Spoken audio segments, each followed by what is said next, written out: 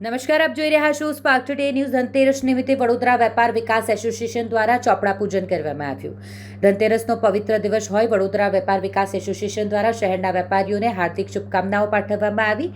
એસોસિએશનના પરેશ પરીખ દ્વારા જણાવવામાં આવ્યું કે લગભગ 100-125 વર્ષ જૂની તેમની પરંપરા મુજબ આજે પણ ધનતેરસના દિવસે ચોપડા પૂજન અને લક્ષ્મી પૂજન કરવામાં આવે છે। પરેશ પરીખે ઉમેર્યું કે કોમ્પ્યુટરના જમાનામાં પણ લગભગ 15 થી 20% વેપારીઓ હજી પણ ચોપડા પૂજન કરે છે, જ્યારે લક્ષ્મી પૂજન તો લગભગ દરેક વેપારી કરે છે।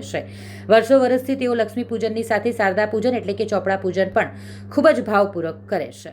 આજ રોજ ધનતેરસની વડોદરા વાસીઓને અને વડોદરા વેપાર વિકાસ એસોસિએશનના તમામ વેપારીઓને ખૂબ શ્રદ્ધાપૂર્વક અને ભાવપૂર્વક શુભકામનાઓ।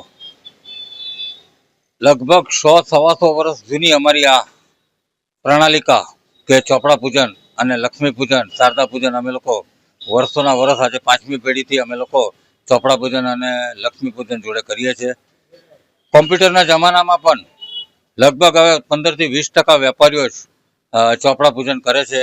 લક્ષ્મી પૂજન લગભગ દરેક વેપારીઓ કરે છે, પણ અમે લોકો અમારી એક પ્રણાલીને રહેવા દીધી છે, એટલે અમે વર્ષો વર્ષથી અમે લક્ષ્મી પૂજનની સાથે સાથે શારદા પૂજન એટલે ચોપડા પૂજનનું પણ અહીંયા પૂજા કરીએ છીએ। ખૂબ ભાવપૂર્વક પૂજા કરીએ છીએ। આજના દિવસે અને સંવત 2082ના વડોદરા વેપાર વિકાસ એસોસિએશન અને કેટ ગુજરાતના તમામ વેપારીઓને ખૂબ સમૃદ્ધ બનો, ખૂબ સારો વેપાર કરો અને સ્વદેશી જાગરણ અભિયાન હેઠળ ખૂબ સારો વ્યવસાય કરો અને જીએસટીનો પૂર્ણ લાભ ગ્રાહકો સુધી પહોંચાડો એવી શુભકામનાઓ આપું છું।